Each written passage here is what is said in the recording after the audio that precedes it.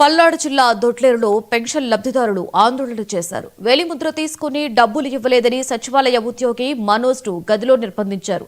సచివాలయం ముందు బైఠాయించి నిరసన తెలిపారు. అధికారులు స్పందించి పెన్షన్ డబ్బులు ఇప్పించాలని డిమాండ్ చేశారు.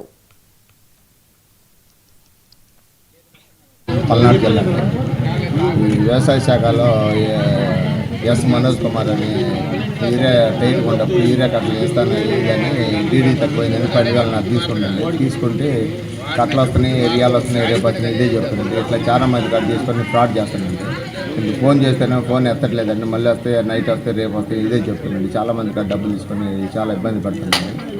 అట్లా చేసింది పల్నాడు జిల్లా వ్యవసాయ శాఖలో ఎస్ మనోజ్ కుమార్ సచివాలయంలో అగ్రికల్చర్ అసిస్టెంట్గా పనిచేస్తున్నాను. నాకు అలాట్ చేసిన పెన్షన్లో 23 పెన్షన్ ఖాతాలు ఇంకా పేమెంట్ చేయకుండా పెండింగ్ ఉన్నాయి. నా మిగిలిన పెన్షన్ ఖాతాలన్నీ రేపు ఉదయం 9 వచ్చి నేను వాళ్ళ డబ్బులు వాళ్ళకి పంచుతాను. పంచిన అట్లా డిపార్ట్మెంట్ పరంగా చర్యలు తీసుకున్నాను. ఖచ్చితంగా సచివాలయంలో అగ్రికల్చర్